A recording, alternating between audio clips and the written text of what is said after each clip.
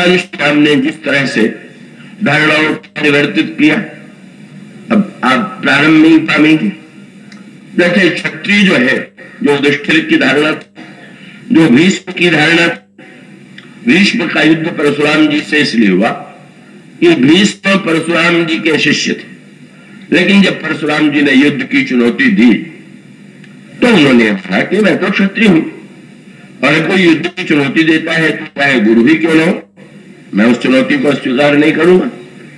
और गुरु और शिष्य लड़े, और लड़ने के पश्चात जब दोनों ने ब्रह्मास्त्र का प्रयोग कर दिया तो संसार जमने लगा, और दोनों ने प्रार्थना की, दोनों से प्रार्थना किया, देवताओं ने, मुनियों ने, आप लोग कृपा कीजिए, संसार की रक्षा करने के लिए अपने शस्त्रों को वापस ले लीजिए।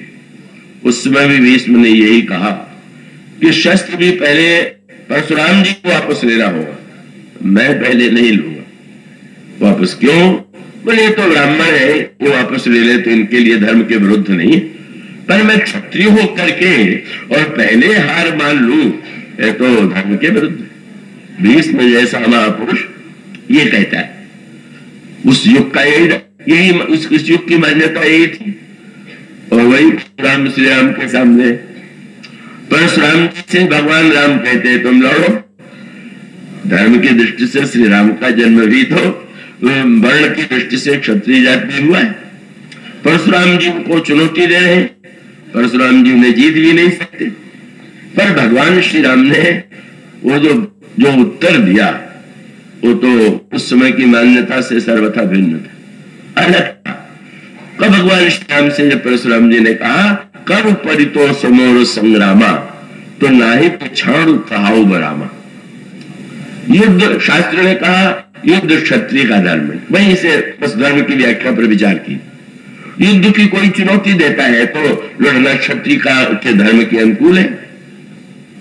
पर भगवान श्री राम ने एक प्रश्न सामने रखा, और यही धर्म को प्रारंभ में चिंतन करने का यही आधार होना चाहिए। और वो चिंतन का आधार है कि भगवान राम ये मानते हैं कि लड़ना क्षत्रिय का धर्म है, तो इसका अर्थ है कि दिन रात क्षत्रिय लड़ते ही रहे, जब देखो तब लड़ाई के लिए चुनौती देता रहे तो बोले क्षत्रिय धर्म का पालन कर रहे। वैसे अभी क्षत्रिय धर्म का पालन करने वाले अवशेष मिलते। एक डाकू समूह के विषय में प्रसिद्ध था, उसमें संगठित जो थे वो क्षत्रिय जाति के ही थे।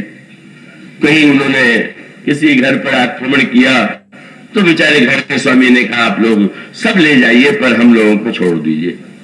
पर उन्होंने कहा कि नहीं, ये तो धर्म के विरुद्ध है, हम ब्राह्मण होते तो दान की तरह ले लेते, हम तो क्षत्रिय हैं, बिना पीटे लेंगे ही नहीं, क्योंकि हम युद्ध करके लेंगे तो उसे छीनेंगे। देख करके युद्ध न कर ले तब तक वास्तविक क्षत्रिय नहीं।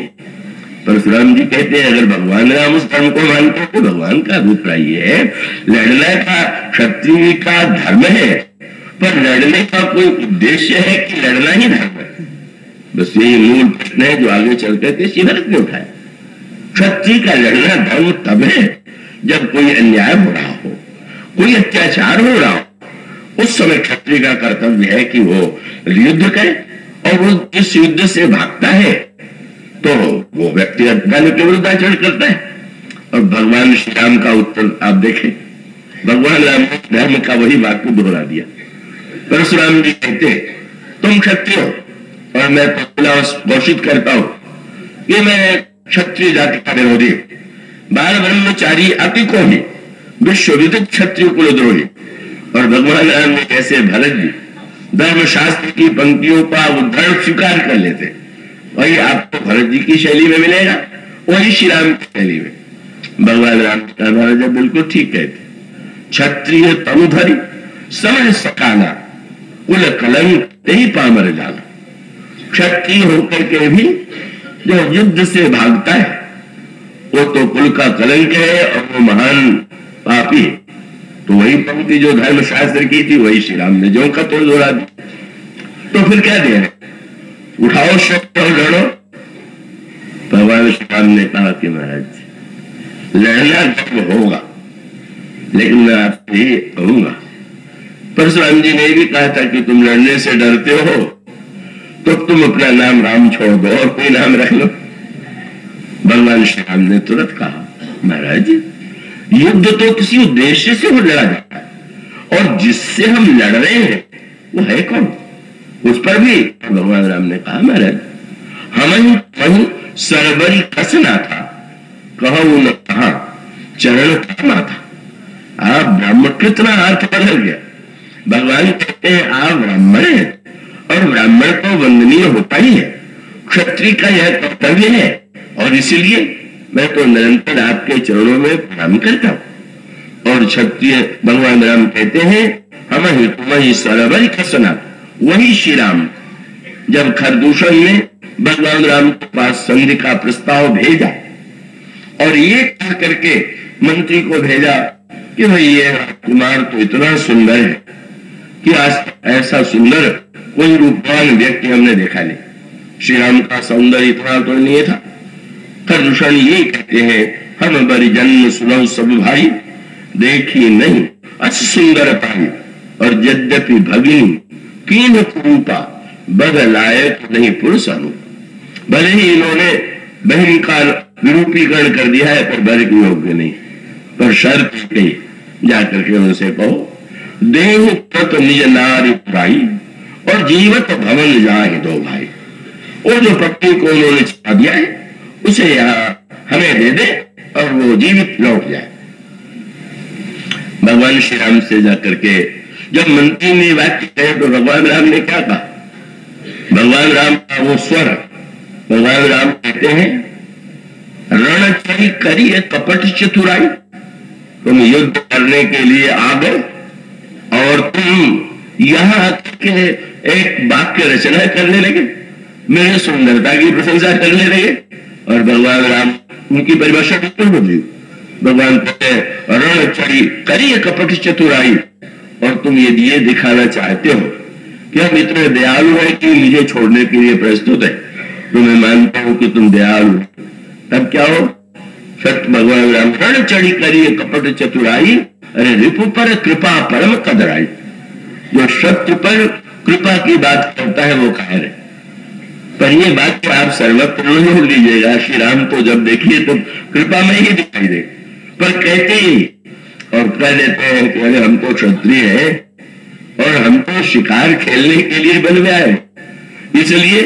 और फिर भगवान राम ने चुनौती देते हुए कहा रणचरी करिए कपट चतुराई, रूप तुह पर कृपा परम कदराई। हम क्षत्रिय शब्द वही, मैं शिकार खेलता हूं, पर व्याख्या बदल गई। शिकार खेलने मैंने पशुओं पर बाढ़ चला करके उनको करना। भगवान राम ने कहा कि वन में ही तो इसीलिए आया हूं क्या हम क्षत्रिय मृगया करे, लेकिन तुमसे खाने में खोजत करे।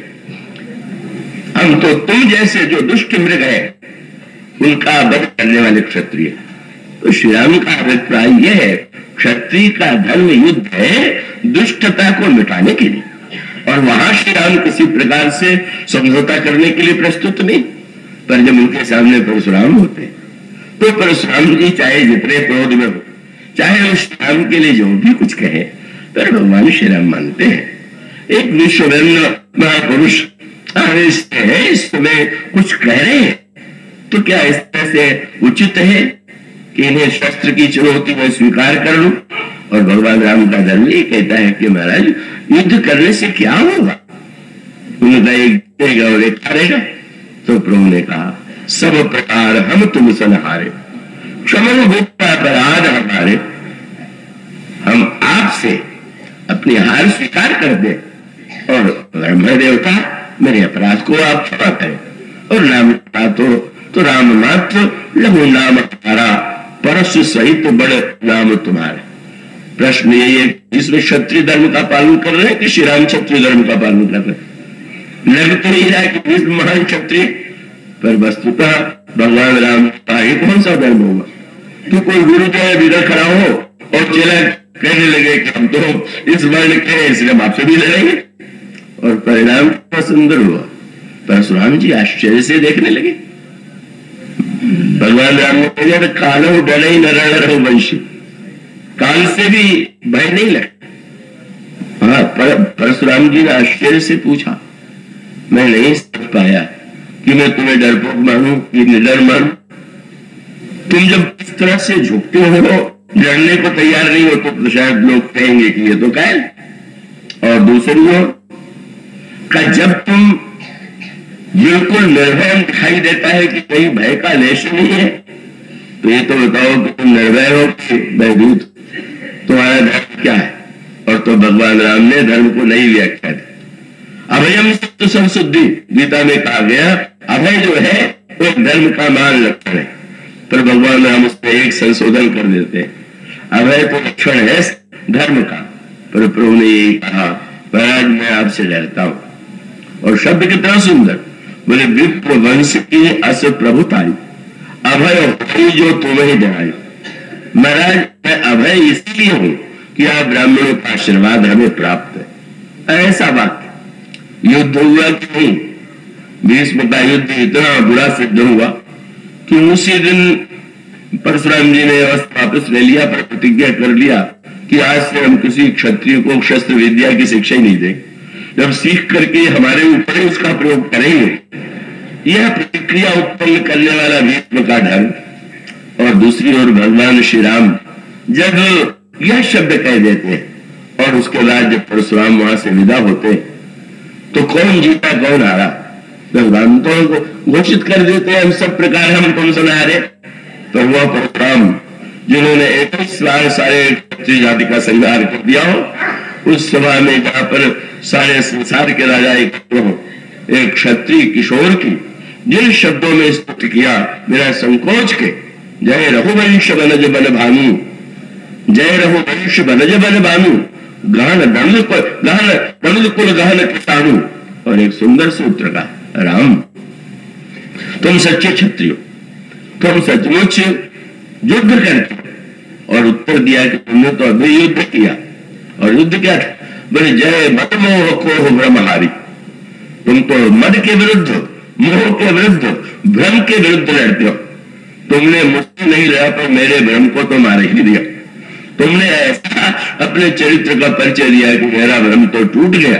और कहीं जय जय जय रघुकुल केतु, भृगुपति गए बन ही तप हेतु।